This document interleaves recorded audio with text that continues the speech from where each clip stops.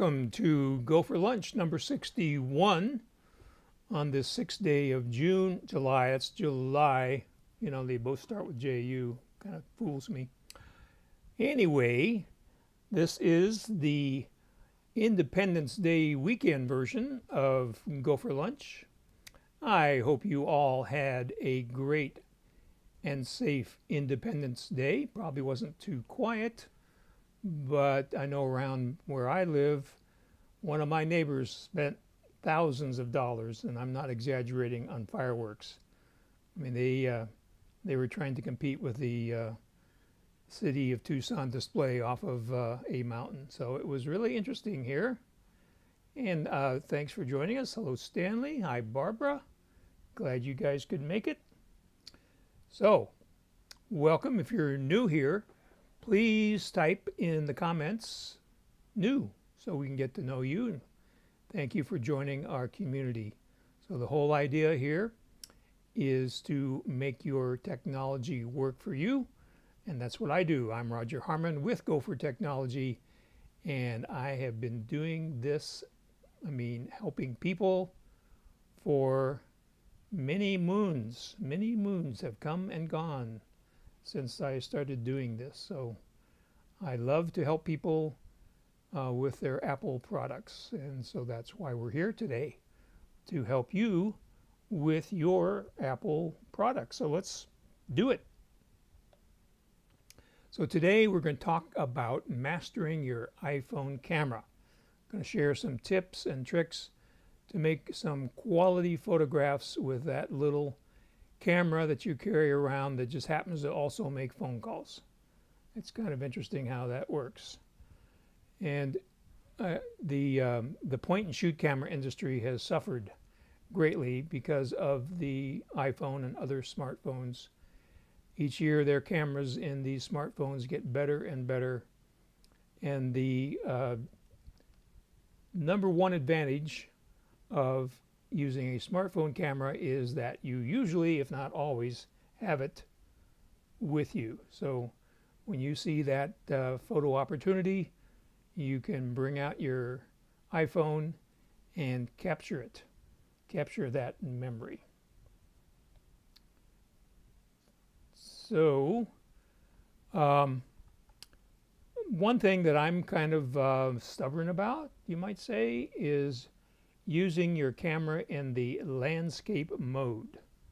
Okay, so landscape is like this, right? Landscape, horizontal. And the reason I'm so, stubborn, picky about that is that you see this screen that you're watching right now? That's in landscape mode, right? Landscape. It's wider than it is tall. Your television is wider than it is tall. So the screens in your life are wider than they are tall. So you should be taking your pictures in landscape mode. Now, if you need to have them in portrait mode, you can convert landscape to portrait.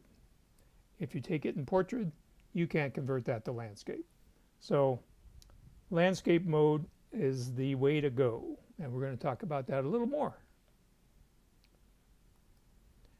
So one of the big things about using your iPhone camera is that it's not just a camera, of course, it's a computer.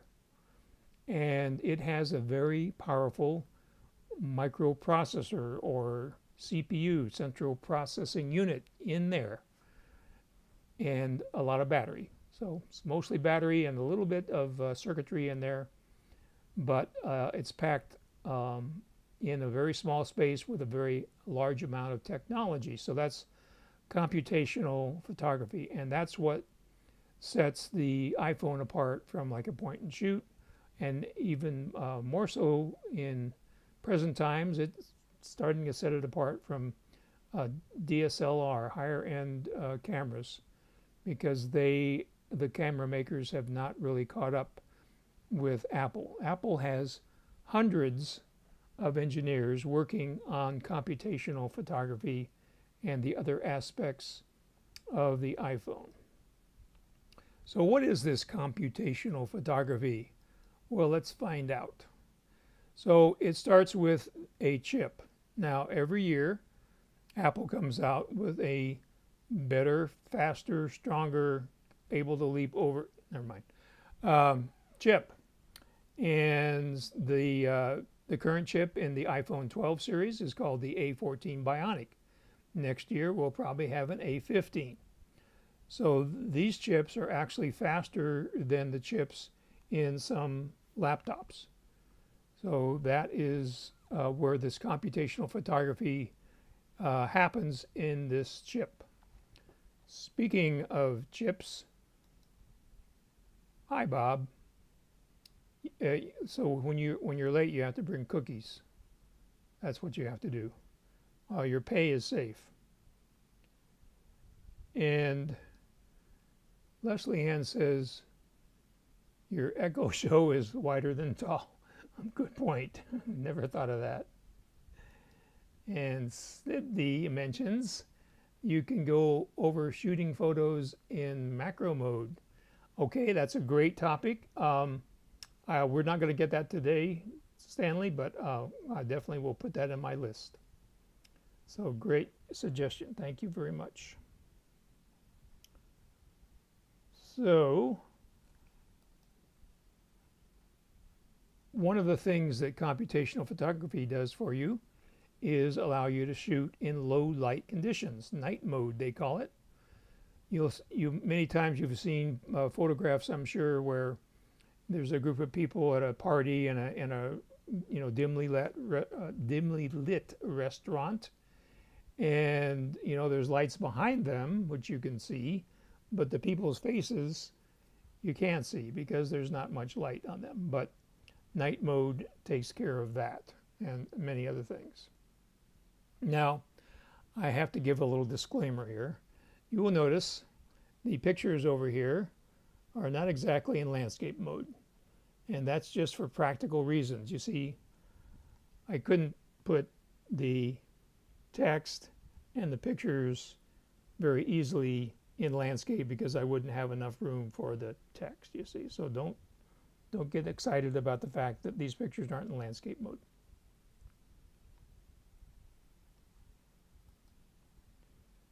So another functionality of this software that runs on the A14 chip is called Deep Fusion.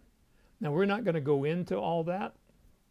If you are interested in that, then you can certainly search on the internet, hopefully using DuckDuckGo, and get more information about Apple's Deep Fusion technology. But it's working in the background to make every picture you take with your iPhone better. And on the newer iPhones, they have Smart HDR3. So HDR stands for High Definition Resolution. And basically what HDR does is it takes the dark areas like shadows and enhances them, takes the bright areas and tones them down a little bit so they don't, what we call, blow out the picture. So it takes the darks and the lights and it balances them to give you a pleasing picture. That's HDR. So Apple is using more and more machine learning to intelligently adjust things like your white balance, your contrast, getting very fine texture and saturation so that you get very natural looking photographs. So machine learning comes into play when you take a picture with your iPhone. Now they've added in the most recent iPhones LiDAR. Now you may have heard of LiDAR in reference to self-driving vehicles. Many self-driving vehicles, not including Tesla, use LiDAR to figure out where things are, all around the car so they don't run into them. So LiDAR gives a lot of advanced capabilities for your phone taking pictures. And one of the things it does is it allows you to have 6 times faster autofocus, especially in low light scenes. And it also allowed them to introduce night mode portraits. So again, This would be a situation where you don't have a lot of light to work with. You're trying to take a picture of a person, a portrait, in low light, and the LiDAR figures that out for you. So another component of photography is the lens. So that's, something completely mechanical, optical, and the lenses on the latest iPhones are what we call fast lenses. So the lower the f-stop is on a lens, the more light it gathers and the better it operates in dark lighting conditions. So depending on which lens, of course, in the newer phones, the Pro Max phones, you get three lenses. You get a wide angle, you get a normal lens, which is pretty wide angle, and a telephoto lens. So depending on which lens, it could be f1.6 or f1.7, and that again is part of giving you the low light quality. The coatings on the lenses also count, and the quality of the glass. So all these things come together, the computational photography, the mechanical part, the lenses, to enhance your photographs. So in order to take a picture, you need to get to that camera on your iPhone, that camera app. And of course, there's more than one camera app, but today we're just going to talk about the built-in camera app designed and furnished by Apple. So we're going to kind of split this into two parts. So some of you have an older phone with a home button. And some of you have a newer phone, and I'm not going to drag it over here because it's on a floor tripod, with I'm trying to get this tripod back in shape here, with face recognition. So we're going to, because it's on the different phones, so we're going to talk about how to do that. So one way to get to the camera on a home button phone, should we call it a homey phone? No, let's not do that. So you just simply swipe left on the lock screen. You don't have to unlock it. You just swipe left and bada bing, there is the camera. Another way you can do it is swipe up from the bottom, which exposes the control center, and then in the control center there is an icon that you just touch, and that turns on the camera. And of course, once you unlock the phone, then you can go to the icon. Now on Face ID phones, it's a little different. So from the lock screen, there's a camera icon that's displayed right on the lock screen. So again, before you even unlock the phone, you can touch that icon and turn on the camera. And then of course there is an icon on the home screen wherever you put it. Another way to get to it is you can swipe diagonally from the top left-hand corner, diagonally, and that again exposes the control panel, and you can touch the icon for the camera. You can also move that icon for the camera into the dock at the bottom of the phone. The advantage to that, of course, is no matter what page of apps you're on in your iPhone, the camera will always be there in the dock at the bottom of the screen.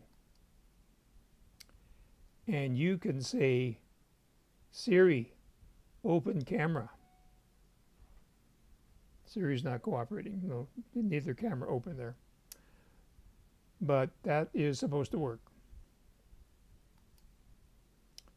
So let's look at the different camera modes. Now, these pictures that I'm showing you here on your left were all taken by iPhones. And these came from Apple's website.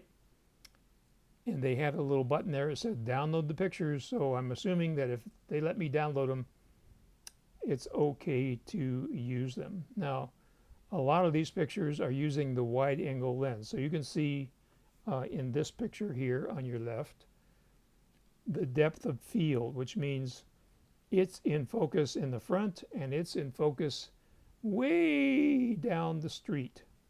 So that's because of the wide angle lens. So the first mode that you would probably use on your iPhone camera is the photo mode. That's to take a still photograph.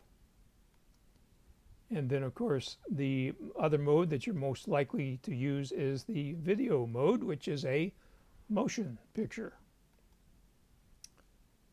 And then you have a portrait mode where you're taking a picture of a person. And the idea of a portrait mode is that it blurs out the background. So that's a nice effect. You can also do a panorama. So the panorama is when you want a whole wide scene, like maybe a city. You know, you're away from a city, you can see the city, but you're not that far away that you don't see the whole city. So you can take a picture from left to right. You can also take it from right to left. And then I can't search for photos here. Sorry about that. Now Siri's talking. So you can get a panorama. So that's always a nice effect. You can also do a time lapse. I like to do time lapses, so you may have seen some of those on my Facebook page. When I'm doing sunsets on the beach, I usually have one camera doing a time lapse while I'm taking pictures with another camera. And of course, when I say camera, I mean iPhone. So I use my old iPhone 6 S Plus for the time lapse, and then I use my iPhone 11 Pro Max to catch other pictures while the time lapse is running. So it's a use for an old phone. Slow motion is handy when you want to use your camera when photographing sports. Maybe someone you know is a soccer player or a football player, and you can get some neat shots of them in slow motion because it's a fast action game. So let's demonstrate some of those little features. So we're going to start off with an iPhone 6, which means it has a home button, and we're going to unlock it here. And there it goes. Okay. So let's see if we can get this to work. And there it is. Okay. So again, we are in landscape mode. So what we're going to do is we're going to start in the lower left and talk about these functions. Well, actually, let's start on the right, because we were talking about the. Okay, so now Alexa's talking to me. Okay, so you see here on the right next to the white shutter release button that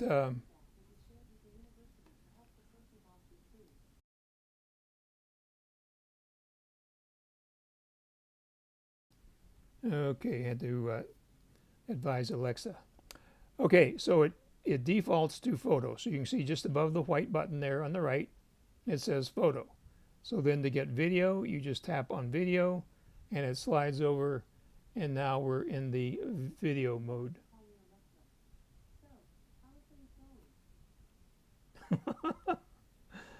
Alexa wants to know how things are going. I don't believe it.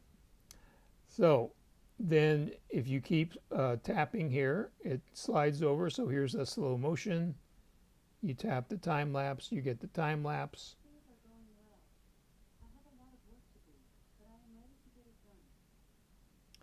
So Alexa, I don't know if you heard that, but Alexa said she has a lot of work to do and she's going to get it done. So again, we're back at the default, the photo, and then you can take a square picture.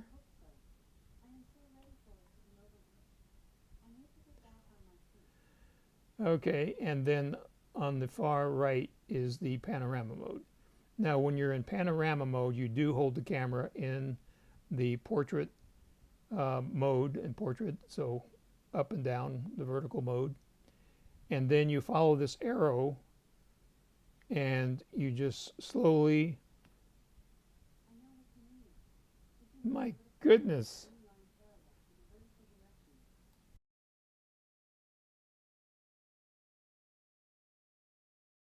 Thanks for chatting. Quick question. On a scale from 1 to 5 stars, how do you feel about speaking with your social? Thanks. Okay. This has never happened to me before. I've never had Chatty Cathy up there do this. It's amazing. It must be a new feature. Back to our regularly scheduled program. So, as I was saying before I was so really interrupted, you hold the camera in panorama mode, you hold the camera vertically, and what I do is I point my feet. Anything else you'd like to tell the team about your experience?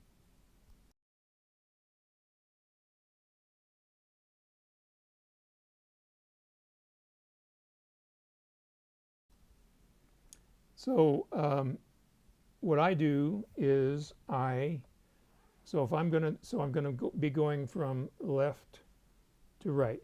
So I plant my feet to where I'm going to end up, then I turn my body to where I'm going to start, so I don't have to move my feet. So that way it makes it more stable. So here's the camera, and I'm just doing this slowly, watching the arrow, and then the computational photography stitches all those pictures together and makes a nice wide panorama. So it's pretty amazing stuff. So those are the different modes. So we're going to go back here to the photo mode. Okay.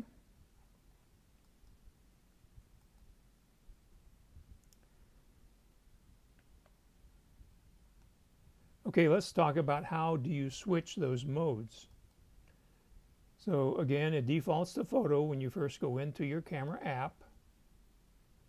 And to take a picture, you just tap that white button. But wait, there's more.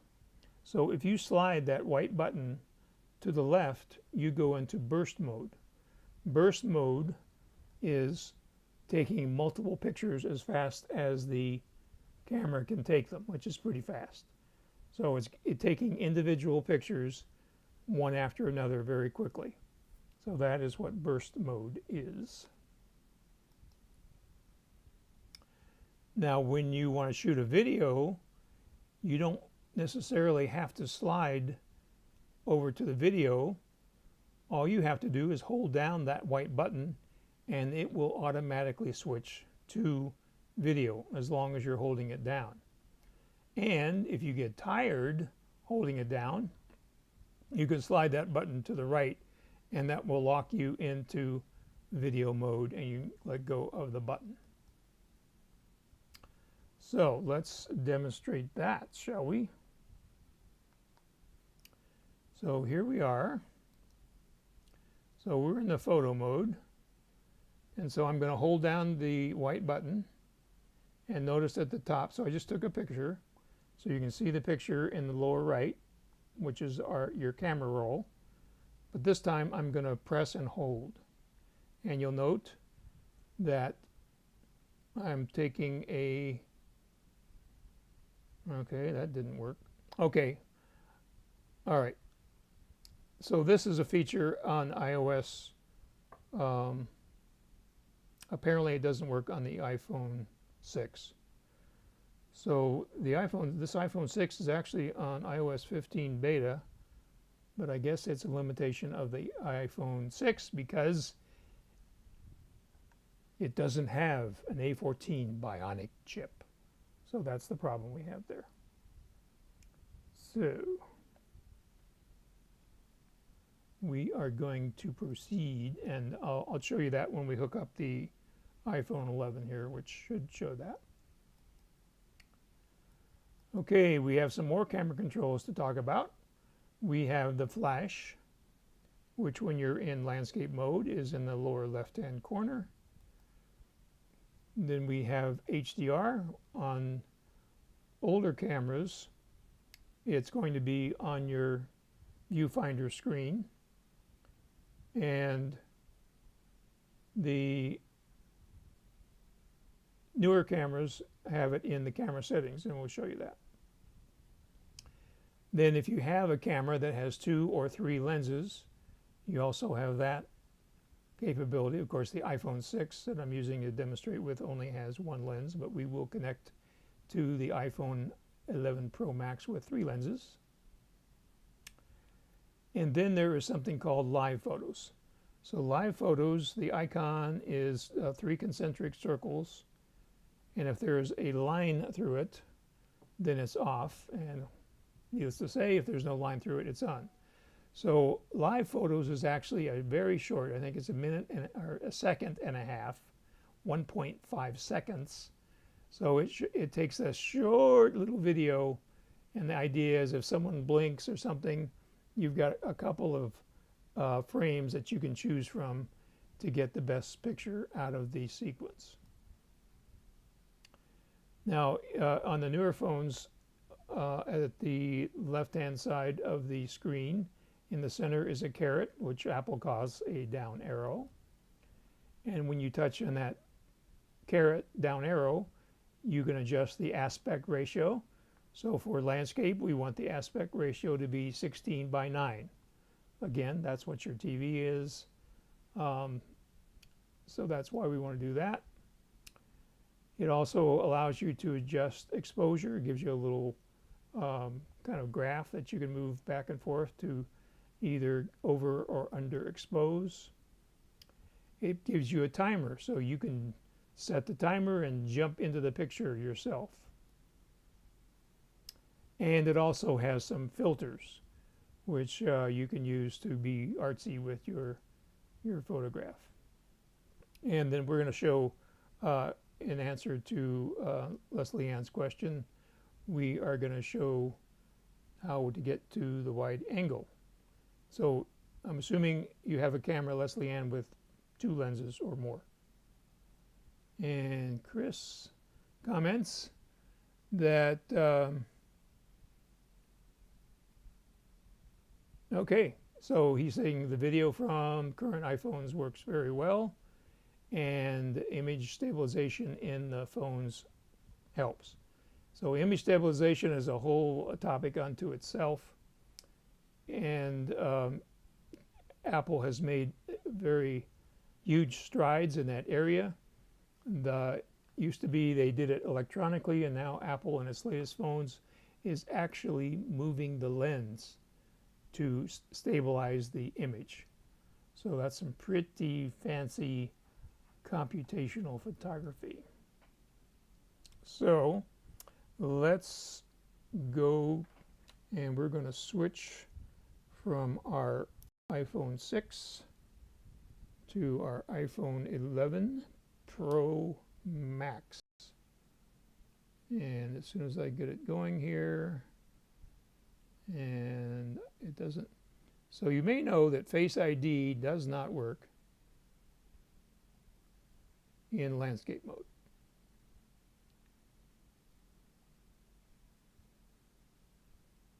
And come on.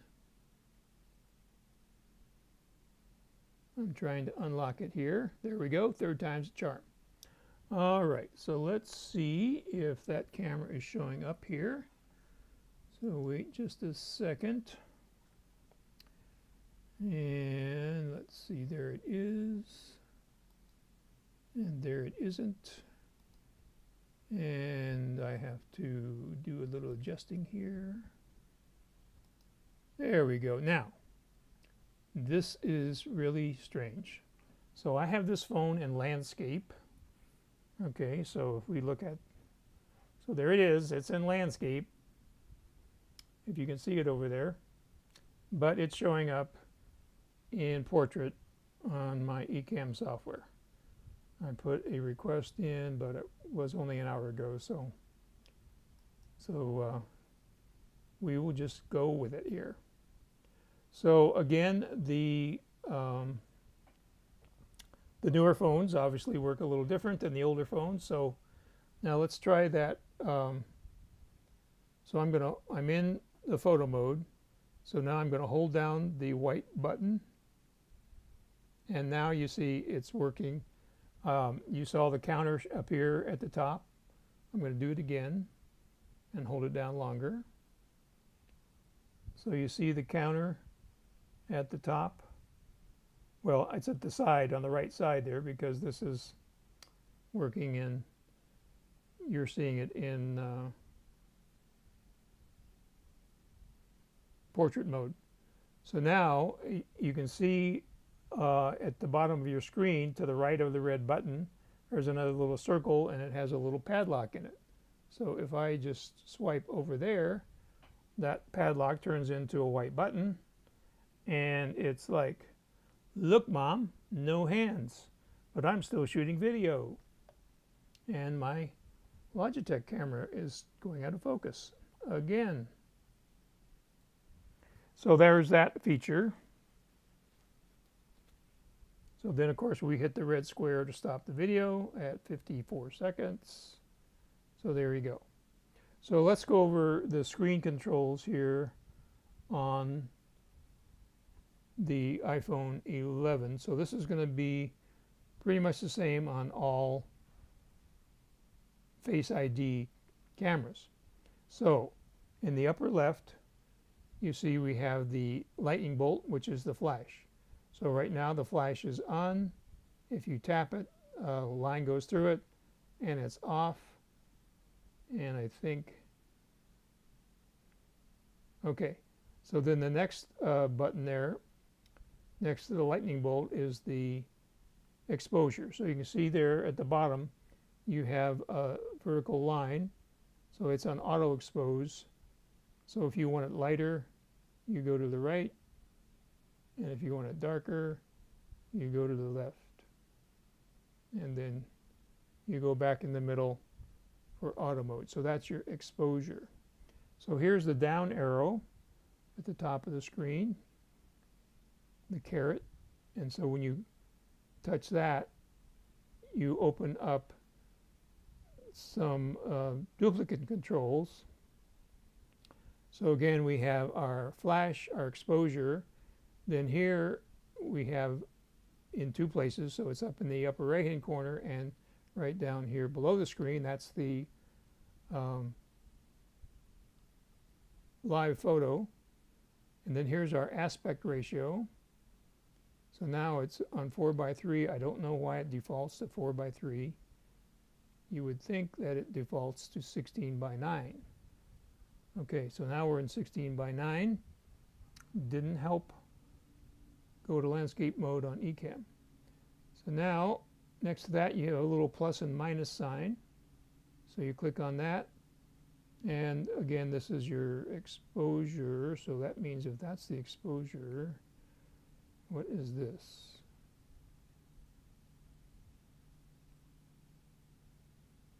Oh, okay, I'm sorry. This is night mode.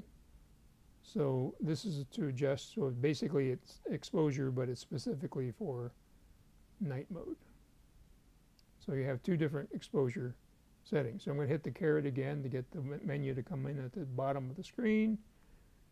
And okay. So then last but not least, we have the timer. So the timer you can set to 10 seconds or 3 seconds. And then it'll take a picture after that time. So let's look for any questions you might have thus far. Oh, I didn't answer the question. So Leslie Ann, do you have, okay, you have 3, okay. So you'll notice here at the bottom of the screen there's a 0.5, a 1x, and a 2. So 0.5 is your normal lens. If you want to go to your wide angle lens, you hit the 0.5. So watch the picture, don't blink. So you can see how much wider that is. And again, I apologize for not being able to get that in landscape mode. I'm going to work on that. Now, if we want to go to telephoto, we hit the 2, and you can see we are way in. So this is a 32-inch monitor, and I'm in about 8 inches. So you can see that's really a nice tight telephoto. So hopefully that answers your question about getting to your wide angle lens. And again, these pictures mostly seem to be taken by a wide angle lens. So let's talk about camera stability. Now, the iPhone does have a lot of built-in features to stabilize the camera. So it looks like it wants to keep the let's see if I can select a different camera here. Hang on a second, folks. Okay, so if we click on a camera and we click on me and we click on Keynote, there we go. I don't know why it's not holding its settings, but anyway, here we are. So many times, of course, because you're maybe taking photographs because the photo opportunity, aka photo op, just happens to pop up right there in front of you. So you're going to be holding it with your hand. You may not have a tripod. You may not have any other device to help hold your camera. So let's figure out the best way to do that. So again, you want to do it in landscape. So I am going to so here we have our iPhone 6s Plus in a holder. We're going to talk about different kinds of camera mounts, and it has a flexible leg tripod, to use a generic term.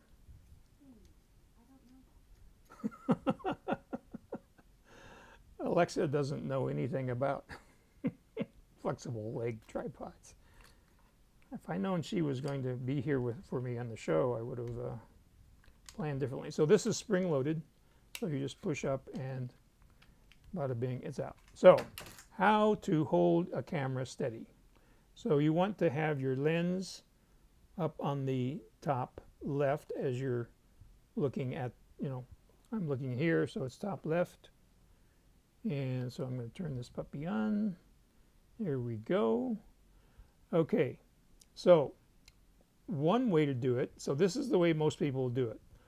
The problem with doing it this way is that this finger tends to get in front of the lens. So here's a way that I suggest you do it. So the first thing you do is you hold the camera in the palm of your hand, like this. Okay, palm of your hand. Then you grab the camera with your pinky finger on one side and your thumb on the other side. You've got a good hold, stable hold with your other 3 fingers on the back. Your heel of your hand is holding the camera. So that's step 1. Step 2 is you take your other hand and steady again. And now, if you can see, I have my thumb all ready to go on the shutter release, the white button. And then you hold your arms against your body. Okay? So that gives you stability. Now, a lot of people want to do this. They want to hold the camera, way out in front of them, but you see, that is not very steady. So try this technique. You grab it, you bring it in, your elbows in, and you take your other hand and steady it and you're way away from that lens, so you can't get your finger in front of the lens, and then you just take a picture like that. So that's one way to do it.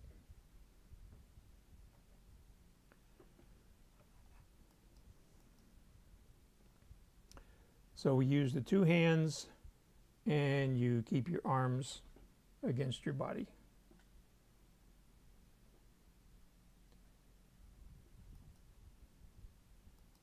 So another way to do it is to use some kind of a iPhone mount. And there are hundreds of them on the market. You know, I like metal. You know, I've actually had plastic camera mounts break, so I like to pay a little bit more and get something that's made out of metal, like this one here. So this is made out of aluminum. Obviously the camera goes in there. There's a screw on the top here that tightens it down.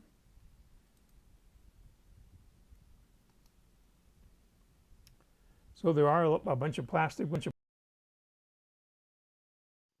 Here's, well, the one I was using right here on my, that I just showed you on my little flexible tripod. Let me grab it off the floor here. I don't have an answer for that. There. I guess I'm going to have to unplug Alexa next time. So the way this works is it's spring-loaded. So you put your camera in there. You have an adjustment back here that so you can adjust between never use portrait and always use landscape. And of course it has the standard tripod quarter 20 thread here, so you can attach it to any. So that's a, you know, it's pretty good. It's pretty sturdy plastic, thick, so it'll probably be just fine.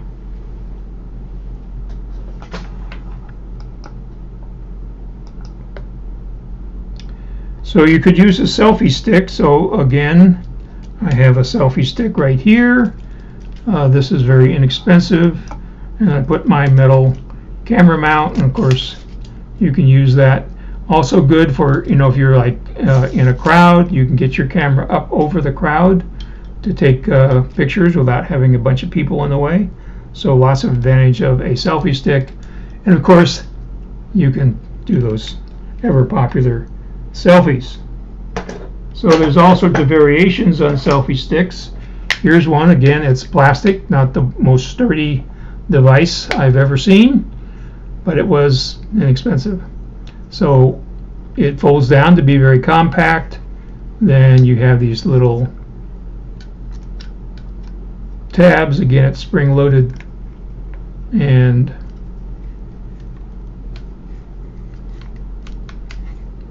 oh, I see. I guess I have it upside down. It's spring-loaded. There you go. And then this has a nice feature here. It has a Bluetooth shutter release. So you see that right there, that little round button. So now you don't have to even touch the camera. You just release it by pushing that button. And then another nice feature of this one is it has a tripod built in, and of course again it is also a selfie stick. Okay, or you can get something that's just a simple handle. Again, it adjusts for your camera, and then when you get it to where you want it, you lock it in, and it's got a nice grip. So again, you would want to hold it like this against your body. You don't want to be out here, you know, because that is not stable. So any of these you want to hold against your body like I showed you. And the last one, or last two actually, would be something like this. This is called a niographer. And so your phone just fits in here. And I guess we could put it in here so that I don't drop the phone. So the way it works is you put it in the top, and there's a clip here at the bottom. It snaps in, and we'll pretend like it. Yeah, I guess it snapped in, right? And so you can see there's a hole here for the lens. Now it didn't snap in right. Let's do this right, folks. So when you snap it out, you pull down on this release. So this is designed just for this phone, for an iPhone 6. There we go. I did have it right. Anyway, so now you can see, again, you have a very stable platform here. You got 2 handholds. You can put even a wider angle or telephoto lens on here if you have an older phone. And you can attach things like, if you're shooting video, you can attach a microphone, which plugs in with a lightning adapter into the phone right here on the end. You have, these are called cold shoes. You could put another cold shoe attachment here, like a light. So if you're shooting like a birthday party, shooting videos, it also has another 1/4-20 here on the end, so you could have even more. And of course it has a 1/4-20 on the bottom to put it on a tripod. And the latest version from iOgrapher is this guy, so it's kind of a universal one, which I think is probably what I would recommend, because then when you change phones, you don't have to change mounts. And that one I just showed you was only work on an iPhone 6. It was custom made. So the way this one works is it has these spring-loaded, I don't know what you call them, holders? I don't know. So you just snap your phone in there. The springs are very strong, holds it in, the lens looks through there, and again you have all your attachment points, tripod mount, 1/4-20 on each side, so you can put all sorts of accessories on here. So that's another important thing. If you're gonna, you're gonna take a picture, then get a mount so that it works. So let's see what we got here.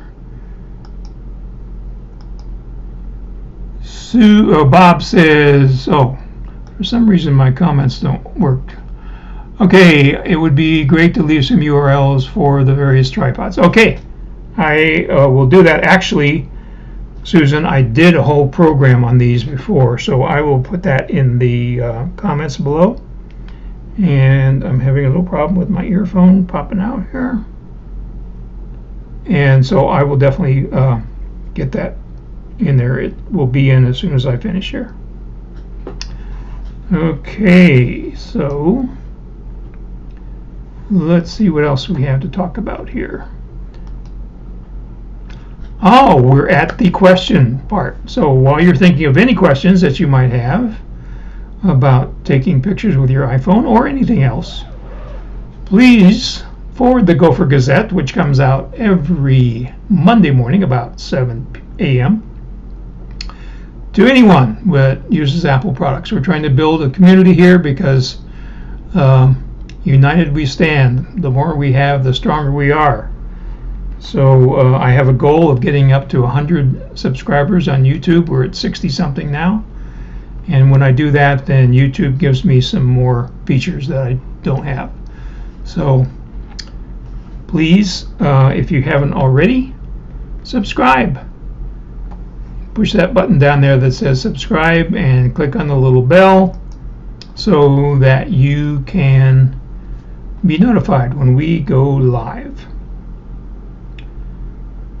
So I think that's all we have for today. I'm going to wait a few seconds more because there is a delay between the time that you type in your questions and I actually get to see them, because that's the way it works on YouTube. It has to go through lots of different servers and telecommunications lines before it gets from you to me.